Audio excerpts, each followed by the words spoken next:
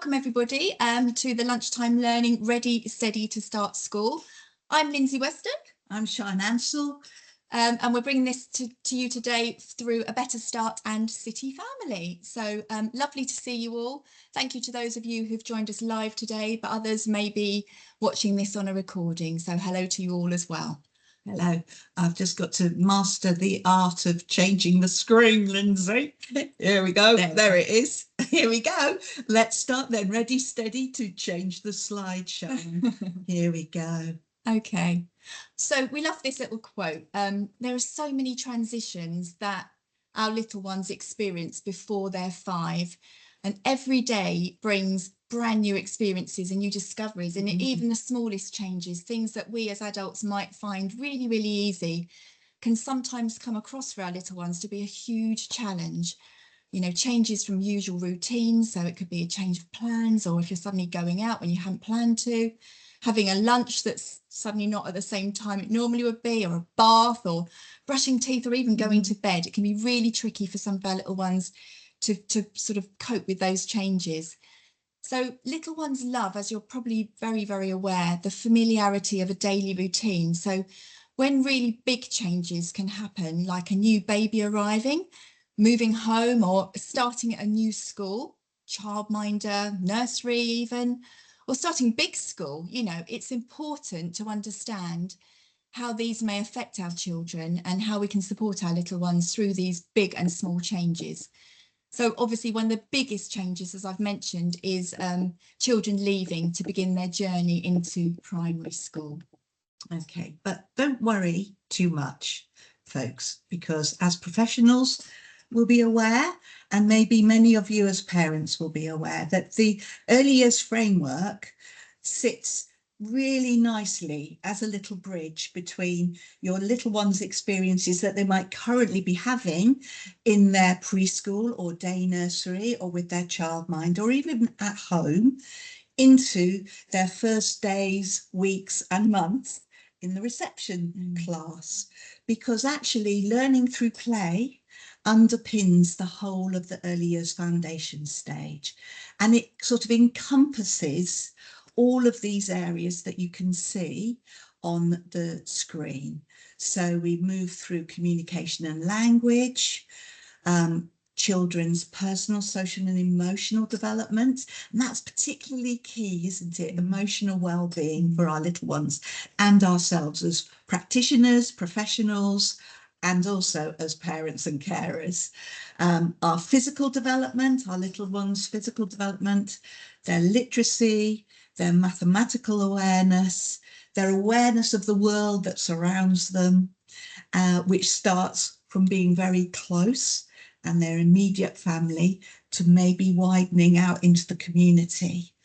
And then also something that I always find difficult to get my teeth around, the expressive arts and design. Used to just be called creative development, but now it's the expressive arts and design.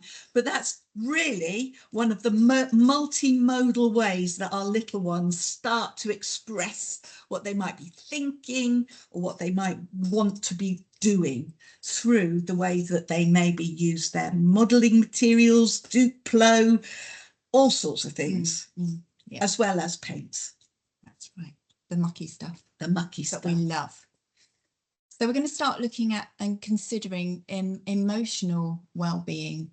And you can see on there what that involves. So it's all about having the self-awareness, recognition, as Sian's just mentioned, of your own feelings, knowing how to manage them, ability to control our emotions, stay calm when we feel angry, or to reassure ourselves when we are feeling a little bit of doubt, a bit of worry. And empathy is really, really important in there, having sensitivity to the feelings of others. And that's something that definitely, when the children start school, is something, if you've got those early foundation skills in the children's emotional well-being, and they've got those skills to rely on, they'll be set for life when they start making friends and having to share toys, share resources, all that kind of thing at school. Okay, so what can we do then to help our little ones become confident and resilient within their emotional beings, okay? And this can start from as early as possible. So we're going to share with you some of our strategies that we know work and are proven to make a real impact for our little ones, if I can. Okay, so strategies then to support your child's emotional well-being, or the children whom you are supporting's emotional well-being. I'm so sorry. There we go. Let's just move that. I don't know if you can see the pictures. However, so firstly, I think the thing that we would encourage everyone is to think about being a positive role model. So when there are going to be changes ahead, show your little one and show the children your excitement and enthusiasm for the new adventures that lay ahead. So, for example, for the children who are leaving their preschools to start in school, and as part of their support, what tends to happen is that the workforce there, working with the little ones, start preparing the children for their change. So once they know where the little ones are going to be going, they find out from the school, maybe asking them to share some photographs. What does your room look like? What does the reception class look like? Where do the children play? And then they can start talking to the children within their very familiar little setting. But, you know, you're going to be going to such and such a school. Look, here's the classroom. Wow, look at all the things you've got. Because actually, the more that you start to have those conversations earlier on, the easier it is for the children to then adapt to the changes. So similarly, if it's leaving home to settle into preschool or nursery for their very first time, talking to the little ones about what they're doing, showing photographs can really help them to be prepared. And so wherever that new place is, if you as parents and carers or practitioners and professionals have got some images to share, then we're really helping our children to become more familiar with those new environments. And that's been really obvious when we've been running a Talking Transitions project, which we'll mention later on. We've really encouraged the preschools and earlier settings who are saying goodbye to the children to contact the schools that the children are going to. And the schools have been sharing lovely photographs of, hello, I'm going to be your new teacher, and this is going to be your classroom. This is where you hang your coat up. This is the playground. This is the dining area, all of that. So really early on, as the children are getting ready to say goodbye in the preschools, those practitioners have been sharing those lovely photos. So the children are excited to actually start at school, and they're also being shared with the parents as well, aren't they? So over the summer holidays, they can be supported with those lovely photos as well. And of course, we've had some feedback from some of the schools involved saying that when the children have come for their first stay and play visit to the new school, they're already really familiar and are, feel almost like at home before they've physically been there. Yeah, absolutely. Yeah. So the other thing that we know can be really, really helpful is helping our children to become much more aware of what they're feeling. Because if they become aware, oh, this is what it feels like when I'm happy or thirsty or hot even, or cross or angry or sad, I'm building my emotional literacy. I'm building up an awareness of what it is I'm feeling, and therefore able to share with someone that I'm not feeling very happy. Okay, so when they move into school, they're going to be able to label their own feelings, hopefully. Now, this only comes from those adults that surround them, helping to label those big feelings for the children. Okay, so being able to name the emotion that they're showing will really help our children to understand what those feelings are called. We can never assume that our children are really aware, oh, this is what happy feels like. If they're never told, oh, you look happy, look at that big smile, you're feeling happy, then how do I know what I'm feeling if nobody is telling me what I'm feeling? So as parents and carers and as practitioners, helping our children to become aware of what those big feelings are can really help them to become able to reach out to their adults in the school to say, I'm feeling a little bit sad, or I'm feeling angry, or I'm feeling hungry. You know, getting used to a regimented system is quite tricky. We've got a lovely link. Sorry, we Lee. do. Yeah, I was just going to say, a lot of the schools also, the first topic that they tend to do when Yeah, the children start that's school right. is usually an all about me type topic. So again, those feelings can be really explored further by the school teachers once they start school. But yeah, as Sean was just about to mention, we've got a lovely link there to BBC's Tiny Happy People. They've got a little section on there all about helping children to cope with their strong emotions, as they label them. Okay, I'm just going to move you across and we're going to go on to the next slide. Okay, this is a really lovely little activity that you might like to try. It's called Not Feeling My Selfie, and it's been tried and tested by a lot of parents and carers when we've been working locally on different parental and carer workshops, all about communication and language, and particularly focusing in on emotions. So as it says, all you're doing is taking photos of adults and children's facial expressions and naming the emotions. And children love, we know children love touching mobile phones, screen times, they're not going away. Let's make the most of them when we can in a very supportive manner. Don't leave children alone with a phone, always be sitting watching what's on the screen with them and commenting on it. However, for playing games, this kind of thing, it's perfect. So the children can find a happy or sad Poppy, or find a tired or excited Jack, and so on, for example. The children love it. The adults find it a really quick and easy, fun thing to do.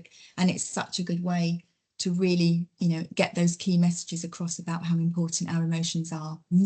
And from a professional's perspective, if you are working with young children and their families, maybe having a range of magazines and resources where the children can cut out faces, or you might have different faces already prepared, and then 2 little boxes or 3, depending on the complexity of post the happy faces into the happy box, or the sad faces into the sad box, or the I don't know, the angry, worried, and so on. Yeah, Start with the basic emotions, obviously, and then you get more complex as the child's able to cope with more complex emotions. Okay, so next slide. So some more strategies to support the child's emotional well-being. So you can see on there a lovely photograph that was taken recently at one of our Talking Transitions transition events that one of the schools held.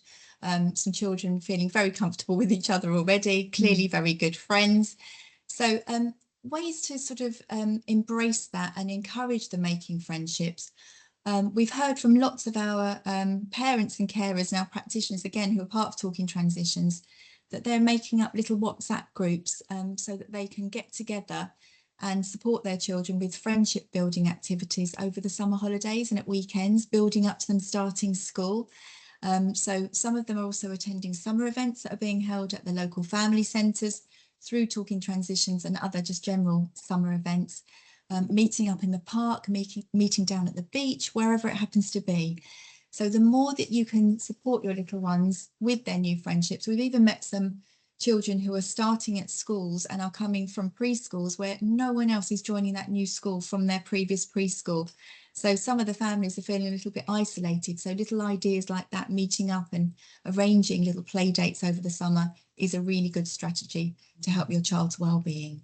Because for anyone who has been there, what you will discover is when your child starts at their new school and you pick them up and ask a question along the lines of, what did you do today? And they'll go, nothing. And then they'll say, you might ask, so who did you play with? And they may say, no one. And from a parent perspective, you're thinking, oh my goody aunt, what, they've got no friends and they're not doing anything. But actually, we can guarantee that they have been playing alongside others, but it takes time. So immediately being able to know how you take turns, how you share, how you invite someone into their play, that's hugely skilled concepts, isn't it? So firstly, they may be playing alongside other children, and then with encouragement and with adult support they may start to share the resources, and then gradually as they grow so does their development in play. So they may start then with a friend to start imagining what they might be doing together as they play with the building blocks or the cars, and then suddenly it becomes a big imaginative play where they may be chasing the dragons and thwack thwack thwack them, and that's the usual thwack thwack thwack, and then gradually they begin to include more and more children into that game, so the roles start to get bigger and bigger. So yeah, it takes time. But the other reason why they may not be able to answer you straight away when you've picked them up is that they've got a heck of a lot of experiences that have gone on in that day. And it's almost like they need time with you at home to process everything. And usually what happens is they'll say nothing, done nothing, or stuff. My daughter used to say stuff to her granddad, even though I was coaching him saying, don't ask that question, granddad. But anyway, and it would be right at bedtime, just after we'd had our story, that my daughter would suddenly go, and Jackie wouldn't play with me. Okay. And you think, why are you telling me now? I asked you earlier on. And it's because it's taken her that long to start to feel safe, secure, to be able to reflect on what's happened through their day, and then to be able to talk about it. So yeah, we're going to give some handy hints a bit later on about how maybe you can start those conversations when you pick your little ones up from their earlier setting or school later. But also, as it says on there, catching your child in the moment when they're doing something really lovely that is about friendship building, sharing, taking turns. Actually praise them and say to them, I loved it when you did that, because that was a really special moment, and wasn't that lovely when you did XYZ? That was so nice, and so must have felt so happy when you did that. So the more they hear the good things that they're doing and the skills that they're learning, the more likely is they'll replicate those once they start school. So over the summer, as much support as you can, giving them as much praise when you catch them in the moment doing a lovely little thing that helps their well-being. And just one thing to add about that lovely photo, that was because we had dressing up, so we had different uniforms representing some of the different school colours. So we're yellow school dresses, etc. And these and shirts and shorts, but these two little ones independently were getting dressed up, and then they looked at each other and went same, and then gave each other a hug. So it's those shared experiences as well that really can help children to make a bond, make a connection, to then grow into a friendship. Okay, so another way that we can really talk about those amazing ways of those emotional moments that are really good, that the children are displaying, those lovely behaviours they're sharing, we're thinking about feelings of other people, is to look at sharing books and stories. It's so important. One of the key things we say when we're out and about talking to parents and carers about our little ones' language development is the importance of books and stories. And you can see the quote on there that it does have a huge impact on children's lives all the way through, and there's lots of stats that pretty much say if a child's been read to, even from when they were in mummy coming, that they can have much more of an impact on their later school lives, and sometimes the way they actually are able to develop into really good students later on. It has an impact. So early reading is vital. So the more you can do of that, the better, please. But also when you do share stories at moments of change, actually there are so many stories that help your little ones to explore their different emotions or different experiences that might be happening to them, to help them understand. A story provides a really safe frame to be able to explore things. For example, it's the worrysaurus who's worried, not me as such, but I can start to maybe talk about, oh, well, actually, I'm a bit sometimes a relate bit to it. anxious. Yeah. Absolutely, yeah. Or it's the Spot who gets sad. Mm. Yeah. So that sort of strong storytelling frame helps our little ones to deal with what they might be feeling as well. So we've got some links here which we've tried and tested and we know are really helpful, with a list of a breadth of different experiences. The Book Trust, of course, is grand, as is also the early childhood link that we've got, which lists some different books that you can then access through libraries. If you're working in a setting, as a setting, you have a library card and you can get up to 30 books that you can keep for a couple of months and then you can rotate them. As parents and carers, we can all join the library, it's free, and then you can access all of the different books. You just need to ask the librarian, I'm looking for some books, maybe to support a new sibling. I'm having a new baby in our house. Or maybe it might be we're starting school, we're going to nursery, and then they can find you the books that they've got there available. They're really helpful. Okay, so I love that middle picture. This is hilarious. So this is all about ways to practically help your child's independence, because what you'll find is if they're starting school, there are lots and lots of fiddly little bits that require their fine motor skills or the gross motor skills to be used in order to get them through the day and some of those routines. So the more you can practice putting on coats, you can see like the superhero style where they lay it flat in that first picture, then they whip it over their heads like a Superman cape, and then suddenly, vroom, hands go in and the coat's on. I've never been able to do it personally, but I've seen lots of children manage it. But also you might see that a child's walking around with their coat on back to front and upside down. It does happen, but at least they're having a go. They're trying. So practicing doing things up like backpack zips. A lot of the schools now ask the children, even reception, to start with a backpack because they come home with so many reading books, which is great, and so many things inside their bag that sometimes they have the book bags with the Velcro flap on it, so that can be practiced being open and shut. I know it sounds really obvious, but again, these are things that come really easily to us as adults. We'll just undo your bag. If the child hasn't practiced it and put things in it and taken things out, it can be tricky for them. So coat buttons, zips, as I've said, dressing up, playing some dressing up games. You know, who can get dressed the quickest at home before the child started at school? Try those in the summer holidays. Who can put their shoes on the quickest? Schools endorse Velcro shoes. They do not want shoelaces. Please, just as an aside, we've been to many transition events where that message has been reiterated over and over and over.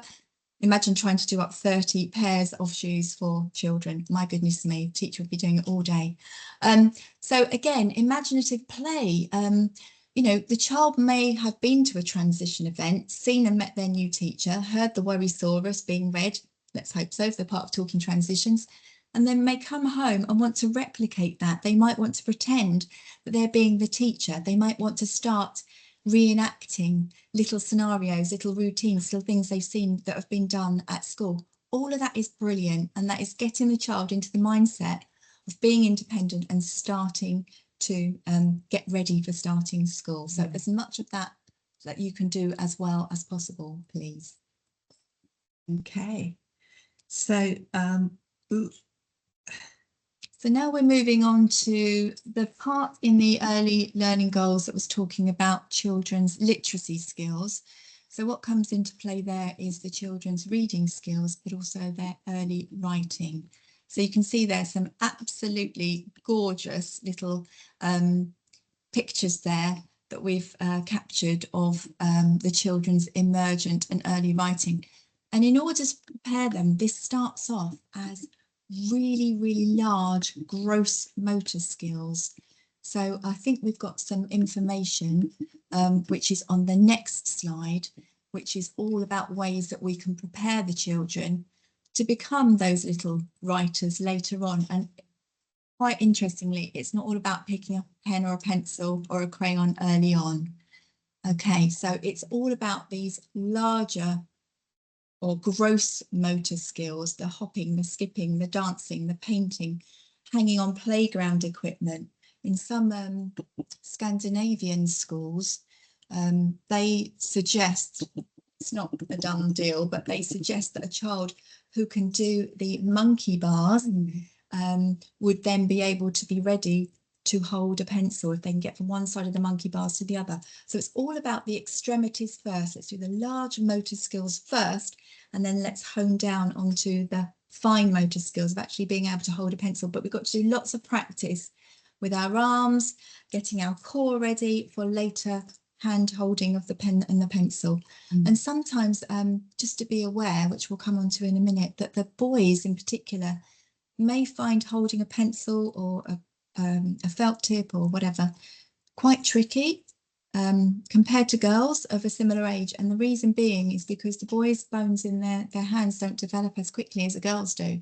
So sometimes it can be quite painful for a little boy who's made to sit and hold a pencil or a crayon and being asked to do some very fine motor skills. Tendon, hasn't it can be really quite painful for them. So we shouldn't push it unless the child's showing you they're ready. And they'll be showing you they're ready when they're picking things up and wanting to mark, make, using the fine motor skills. Yeah, and meanwhile, target throwing is a really super thing to do because it's developing that hand-eye coordination, which they really need to be able to manipulate mark-making tools as they get older.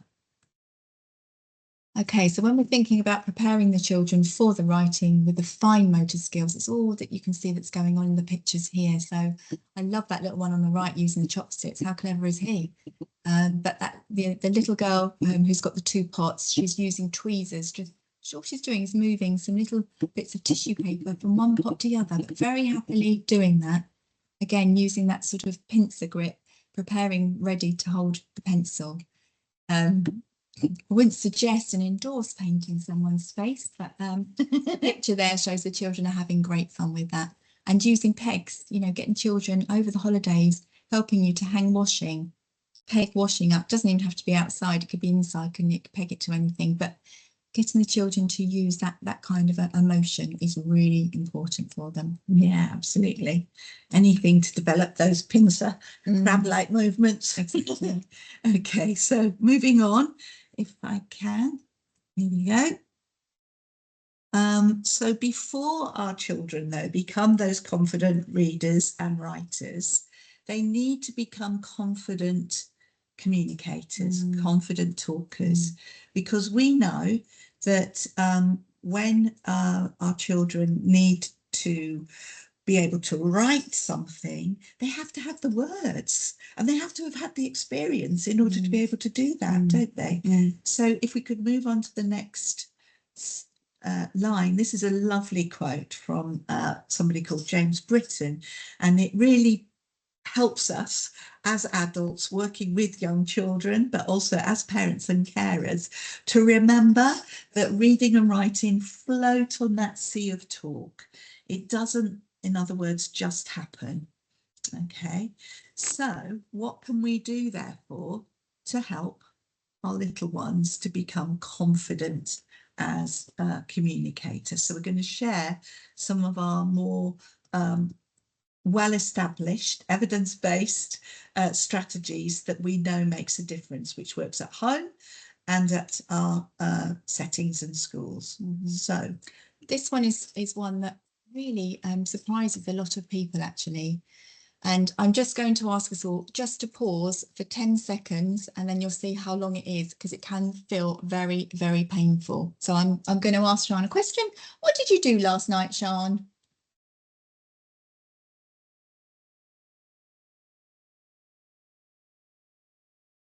Well, 10-second rule.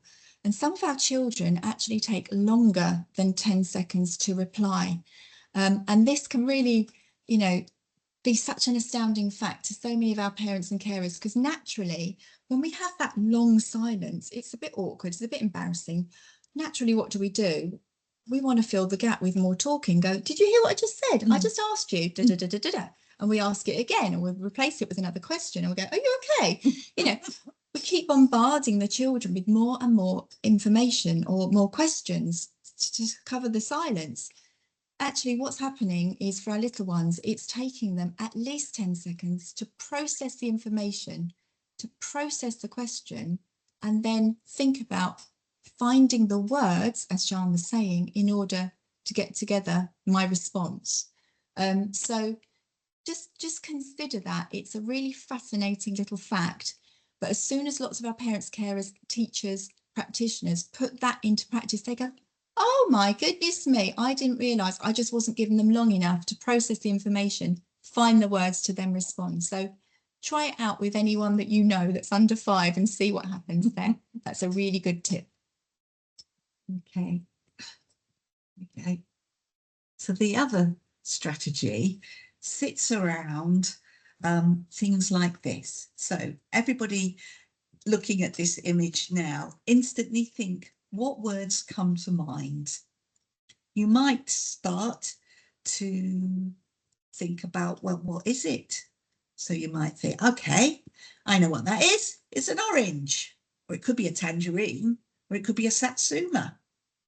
Could be a pomelo, one of those newfangled mixy things with a this and a that. So you're thinking firstly about a prior experience. You're thinking, okay, what do I know that looks a bit like that? What have I experienced? Then you might start to think about words that might describe it. So I might say, I know what that shape is. So you might say round. That's a circle. It's a circle. It's round because I know that balls are round. Mm-hmm. Or I might make a link to something else I know that's round. I might look at the surface of the photograph and I might say, oh, it's bumpy. It's shiny because I can see a reflection. But then I might also say, oh, it's juicy. How would you know that though? Well, exactly. I wouldn't know that necessarily from just that picture, would I? No. I'm using my prior experiences. Exactly. So I know that an orange is juicy because I've tried it, I've tasted it, I've experienced the unpeeling of an orange, the squirt of a bit of juice that goes into your eye, the pithy part. The pithy part, you know, it's that real joy of exploring something that my mouth's already salivating at the very thought of it because I love to have an orange. You might not like it because it's sour. So already your brain is triggering loads of experiences that you've had with other things that are sour, which might make your face go like that, or like that, because you've remembered what sour is. So I suppose the encouragement for all of our practitioners, but in particular parents and carers as well, is to remember that any of the words that we learn as a child happens because it's mapped onto the actions and the objects and the experiences that I've had. So the more that I have really simple experiences, the more likely it is that I'll be able to associate that with new words I might hear when listening to a story, for example. If we just look at that picture of a little one running up to a puddle, if I was sharing a story at home about going on a bear hunt and we've got swishy swashy grass, or we've got a muddy puddle, you know, we can't go over it, we can't go under it, we've got to go through it, and then that splish splash, I know what that feels like because I've physically splish splashed through that puddle. So those real first-hand experiences make all the difference for a little one. Otherwise, when they're hearing stories like that, it means nothing to them because they have nothing to relate to. And that also leads us into how important outdoor play is. And so building up to the children starting school as much as they can. And it shouldn't be weather pending. Children should be outdoors in all sorts of weather. What's the phrase? There's no such thing as bad weather, just bad clothes. Exactly, Charlie. So the environment that we surround our children in can really affect the questions and conversations that we might actually have with them. And so the more stimulating the environment for them, both inside and out, the more likely we're going to hear those children using those amazing words because their imaginations have been sparked. We've encouraged them to be curious and creative around what's in front of them. And there's been research from the United States which shows that open-ended materials, which are provided naturally in nature, sustain more curiosity and creativity. And children naturally tend to gravitate to those kinds of play stimuli, if you like, because it creates more complexity and ambiguity for them, because it's just offered in the natural environment. So children actually will gravitate more to natural objects, more so than your sort of generic plastic toy, particularly if they're outside. So it's always worth thinking about. But of course, it's not about us having a garden or anything like that. It's just about being aware that when we go for our walk to the local shop, that we become really aware of the environment that's around us. Maybe we'll do a listening walk. Absolutely. And firstly, as we're walking, think about, well, oh, what did I just hear? Yeah. Draw our children's attention to that. What they're doing is becoming more discerning and becoming aware of the sounds that surround them, which will then help them to tune into whose voice I need to listen to, which then also leads them into, when they start at school, being able to understand that the words we say are made out of a group of sounds, which becomes their phonics, their phonics program. And listening attention is so important. I mean, as an ex-reception class teacher, that was the first skill you wanted the children to have, to be able to sit and listen and to be able to understand what it is you're trying to give as a key message. It's so important for me able to do that. There is a lovely publication out there called Letters and Sounds, and we use it a lot with our practitioners and teachers. Only phase 1, though, for this age group. It really does hone in on environmental sounds, body percussion, using body in different ways to create different sounds. That sounds a bit rude, but it's not. Sorry, that was something jumped over there in the corner. All sorts of lovely things that can be found within that publication. I'm just going to go back a couple of slides because I thought we missed one out, but maybe we didn't. We're missing the hand rule, I think, on there. And I don't know why. Yeah, we haven't got the hand rule. We'll ensure that we send through something called the hand rule. Basically, I'll explain it now to you. Let's see if I can find it on here. There it is. It's on here, but not on there. That's strange. So a handy tip for talk is, if you look at your hand, we've got one thumb and we've got 4 fingers. Again, this is a strategy that we use in order to promote talk of a certain kind with all of our practitioners and teachers. So imagine your thumb is one question you're going to ask the child when they've come out of school, when they're settled, when they're ready to actually respond. And then instead of asking another question and another question, another question, another question, because that's naturally what we do. I still do it with my 14-year-old. He comes in. Hi, Eddie, how was your day? What did you get up to today? How was your maths session? Oh, did you meet up with friends at playtime? Did you go to football at lunchtime? Blah, blah, blah. Question, question, question. Don't give him a minute to answer. So what we need to do, instead of asking lots and lots of questions, if you imagine that the 4 fingers can represent either you're going to ask comments or make comments on what the child's doing at that moment in time, or you're going to repeat something that the child said to emphasize that what they've said is fantastic and give them that little bit of self-confidence, or you might expand on something they've said. So if they said, oh, I don't know, yes, I had lunch, you're going to say, oh, was it a yummy lunch? So you're going to give them an extra word. You're expanding the sentence they've already suggested. Or you might explain something to them, such as, oh, we have to leave the park now because we've got to get home in time for tea. So by not using lots and lots of questions, and by instead only maybe having one question to any of those 4, the comments, repetitions, expansions or explanations, you are giving your child a framework for more vocabulary. You are offering them much, much more than solely relying on question, question, question. And it's there's a scheme of questioning out there called Blank, which part of our Elkland course that we deliver really focuses in and hones in on that. And a lot of questions are too highly pitched above a child's ability for their age for them to discern and actually answer.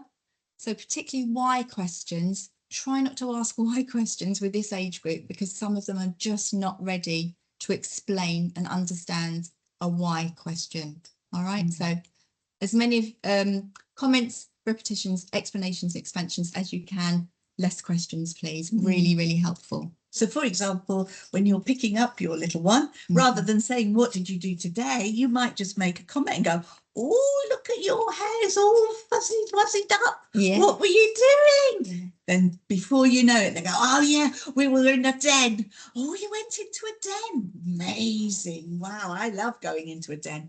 And so the conversation flows. You're not asking them to analyse everything that they've done in their day then, are you? No. Or it might be, oh, you've got some baked bean juice. They might not have baked bean juice on their arm.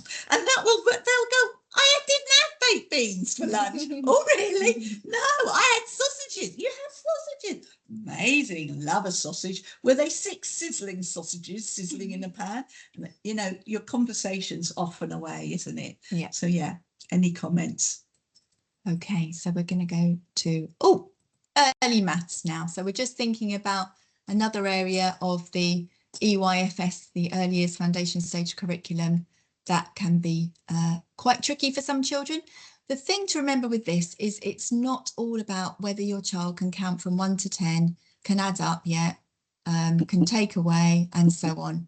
In order to prepare our children for starting school, it's all about, firstly, just counting anything, anytime, anywhere, when you're at home or out and about. So you can see, you know, even a little trip to the supermarket, you can turn that into a fun maths game, can't you, for our littlest of littlies or our biggest of biggies, it doesn't matter. The more you can get your children looking at the amounts of things and being able to say number names to objects, ideally pointing to them at the same time. If they are counting, a really useful strategy is to remove them and set them to one side as they've counted, because otherwise sometimes they count the same thing. If they get interrupted, they count the same thing again, and they may say there's 5 leaves when there were only 4, and so on. So that's a really useful strategy as well. Yep. And then we've got, hate your mouse. Okay, helping little ones to spot the numbers around them. I know that you've had an early maths lunchtime webinar, haven't you, as well? So there's all of those bits of information that you can use. But numbers and recognising numbers really helps our little ones as they then settle into their school, so that they are becoming confident counters. Okay, the other thing to mention alongside that is the how many-ness. What is the 3-ness of 3? What does 3 actually mean? It's great fun with little ones, is being able to understand and recognise almost immediately there's 3 gaps in something. Oh, there's 3 missing. Yeah, being able to have that instant recall and identify the number missing without having to count 1, 2, 3. Exactly. And that helps for later counting, doesn't it? If you know there's already 3 in that group, any more is going to be bigger than 3, isn't it? And so on. Okay. So basically, everything we've just gone through here is hopefully you will find elements of on our All About Me Chatter Challenge. Now, for those of you that haven't seen the All About Me Chatter Challenge before, this is linked to our project, which is the Talking Transitions project, which we have been mentioning as we've been going through this little presentation today. The idea of the project is this really supports early year settings, children who are leaving their early year settings and starting at school. So it's a year-long project, and we produce something called the All About Me Chatter Challenge, really for parents, carers to have a little provocation to talk, provocation to do some of those elements of the early years foundation stage in a very playful way over the summer holidays with their little ones. So you can see on there, sometimes we have a little discussion. So number 2 on there, choices. Would you rather have a pet dinosaur or a pet bee? Would you rather fly high like a bird or run fast like a cheetah? Or would you rather jump in a puddle or jump in the mud, and so on? Would you mind loading up the Talking Transitions? Yeah, sure. In the background while I'm talking this through. Thank you, lovely. Another thing might be that we give the children all a little chatter bag, all the children's schools that are part of the project. And inside the chatter bag, sometimes it might be asking them to draw a little thing on the outside of the chatter bag, or to pop a little something into their chatter bag to take into their schools when they start in September. You can see on there, we've got on the number 4 day, we've got today's the 4th day of August. Why not go for a walk? See how many number 4s that you can spot, and so on. So we're really trying to get parents, carers, children to practice all of those key skills. Independence, resilience. There's one about getting dressed. I think it's the final one. Putting on your new school uniform, like we've suggested. They should all be brought together within the Chatter Challenge. Yeah. We've made it available as a different variation for children who can't maybe cope with too many of those challenges. So some of the schools and settings are adapting it. Yeah. And we've also on our website written it as a Word document, so that then you can translate the whole page into your home language, should you prefer to be able to see everything in your home language. I suppose the things to remember is that within all of our little ideas for things to do each day throughout August, what you're helping to do is get your little one ready for that start at school, practicing your new school route during the summer holidays, helping your little one to become familiar with their journey to school, whether that's by foot or car. We had a little one who was coming in by train.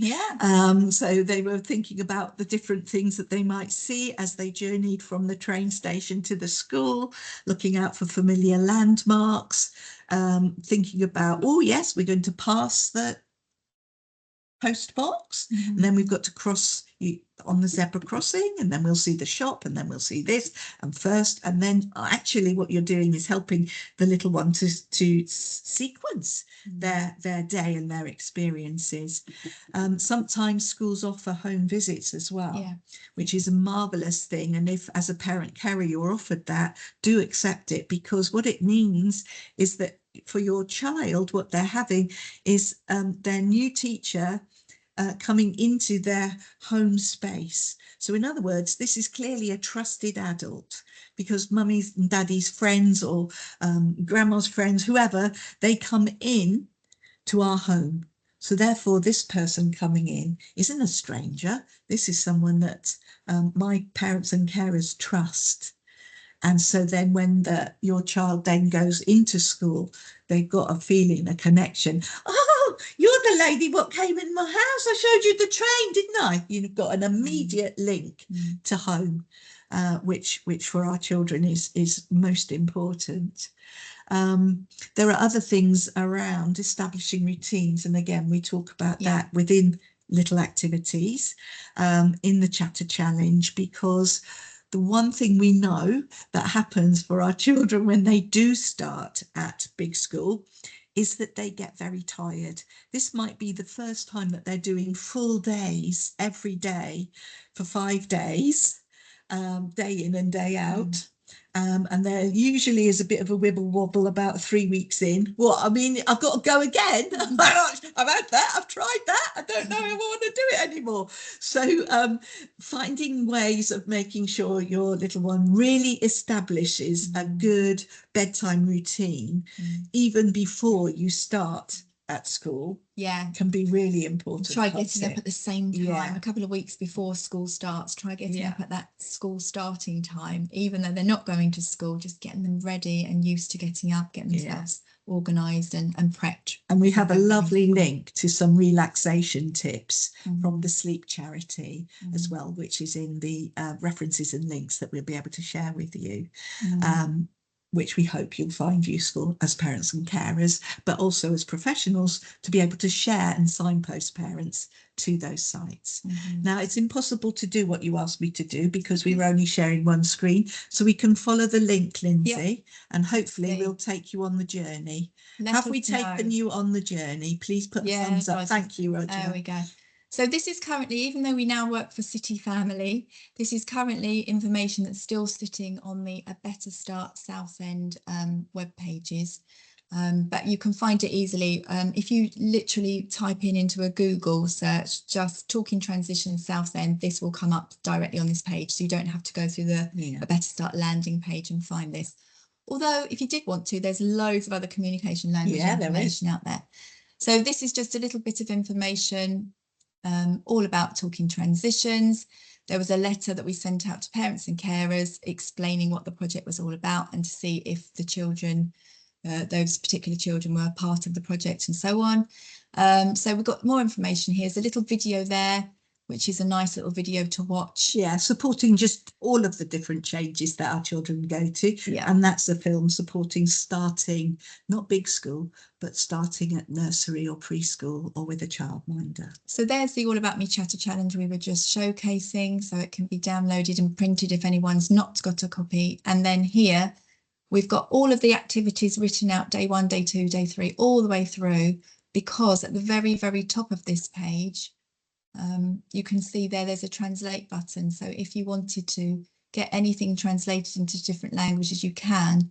That way you could print off the Chatter Challenge into different languages, if that makes sense, because we've got them embedded in the text here as a Word document. So again, if you're a professional supporting a family for whom English is not their first language, and their first language may be Spanish, you landed on Belarus, Bulgarian, whatever, you can translate the whole page into that home language and then copy and paste it and print it, and then that family can access the Chatter Challenge too. Yep.